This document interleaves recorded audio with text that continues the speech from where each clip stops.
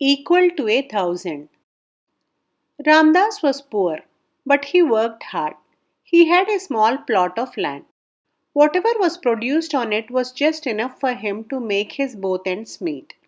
But he ate and spent as little as possible and saved as much as he could. This he did for years. With the money saved, which was not much, he bought coconuts from the people of his village and put them in a cart and carried them to the town. He sold them at some profit. After a few months, he bought even more coconuts and hired two carts and gained a greater profit by selling them in the town. He repeated this several times and made a profit every time. But he spent not a paisa from his grains for himself. He continued to wear tattered clothes and go without a pair of slippers. He never ate anything better than coarse rice. Who would think anything but that he was a great miser?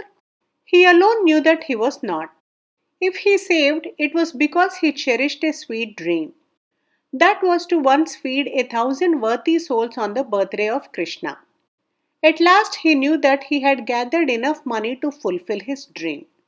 As the birthday of Krishna was near, he consulted the chief priest of the village on how to find 1,000 worthy souls. What difficulty is there in finding 1,000 worthy souls? To begin with, I am one. My 5 sons and 15 grandsons make 20 more. Other Brahmins of this village and the villages nearby can be counted to make up the rest, replied the priest. Fine. I will meet each one of them personally and request them to have food at my house on Krishna's birthday, said Ramdas. Ramdas had several friends among the poor. They helped him to clear the ground in front of his house and erect a thatch. Brahmins known to be good hands at cooking were booked for the great day. On the sacred day, Ramdas's house wore a festive look. The cooks arrived in due time and began their work, assisted by the villagers. But it so happened that a big party of guests descended on the local landlord a little before midday. The landlord sent for a few cooks, but they were not available. Sir, Ramdas is celebrating the birthday of Krishna with great pomp and show. He is going to feed 1,000 Brahmins. All the cooks are engaged by him. A servant reported to the landlord. What did you say? Poor Ramdas is feeding 1,000 Brahmins? Are you drunk? You think feeding 1,000 people is as easy a thing as feeding 1,000 fish? Said the landlord. I know, sir, that so far nobody but yourself and your heaven-gone forefathers had dared to feed 1,000 Brahmins. But I repeat, sir, that is the feat Ramdas is keen to perform, said the servant. The landlord stood fuming. In Ramdas, he saw an adversary who challenged his supremacy. What does Ramdas think of himself? A landlord? He hurled the question at his servant angrily. I don't think he thinks of himself a landlord at the moment standing under a mere thatch, but who knows, he might be thinking of becoming one, replied the servant who knew that at times it pays to infuriate his master against some innocent fellow. Soon the landlord's manager reached there and commented, if anybody has the right to feed 1,000 Brahmins, it is our noble landlord. This made it quite easy for the landlord to come to a decision. We too will observe the birthday of Krishna and feed 1,000 Brahmins. Summon the cooks and ask the Brahmins to have their food here, not at Ramdas's, ordered the landlord. The cooks Ramdas had engaged were obliged to rush to the landlord's house. Half a dozen messengers ran through the villages asking the Brahmins to dine at the landlord's and not at Ramdas's.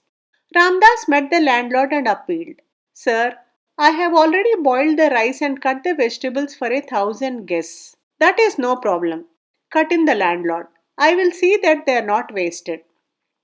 At the landlord's instruction, his servants carried the rice and vegetables Ramdas had collected to the landlord's house. Remember, Ramdas, that if you feed any guest today, you will repent for the rest of your life, the landlord warned him. Ramdas sat on his deserted veranda with a blank look. Am I such a sinner, Krishna, that my long cherished dream to celebrate your birthday must be shattered? He asked his God in his heart.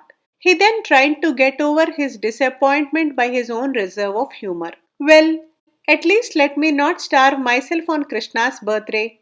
he told himself, and collected a handful of rice and pulse that lay scattered on his floor and cooked them. He was about to eat when a little boy appeared on the veranda and said, "What? Were you not going to throw a feast? I let myself go hungry for a whole day so that I could relish what you offer." Ramdas brought the little food he had cooked and placed it before the boy on a banana leaf. As the boy began to eat, he told him the whole episode. "Oh, it matters not if you could not feed 1,000 fellows. You are feeding me, that is enough," said the boy. "You amuse me, boy. You are equal to 1,000, are you?" asked Ramdas. "Yes, if not more," replied the boy calmly, and he went to wash his hands. Ramdas had a hearty laugh at the boy's answer.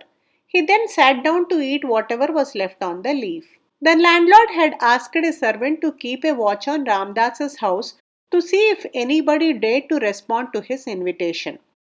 The landlord happened to pass by Ramdas's house when the servant informed him that Ramdas had entertained at least one guest.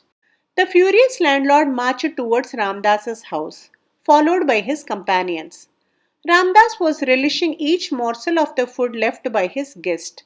Never had he eaten anything so delicious. "Look at me, Ramdas," shouted the landlord. But Ramdas was too engrossed in eating to lift up his head. "Snatch and throw away the leaf," the landlord ordered one of his servants. The leaf was snatched away, but Ramdas continued to eat, for there was another leaf before him. That too was snatched away, but there was yet another. The landlord, angry, kept on shouting and shrieking. The servant kept on picking up and throwing away the leaves. But there was always another leaf with some food on it before Ramdas. More and more people gathered behind the landlord to see the strange occurrence. The landlord was shouting like a madman.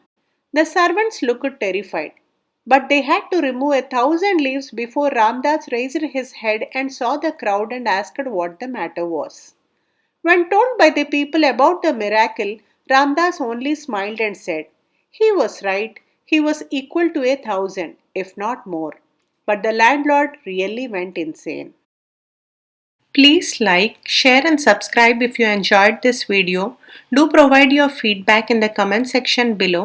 Thanks for listening.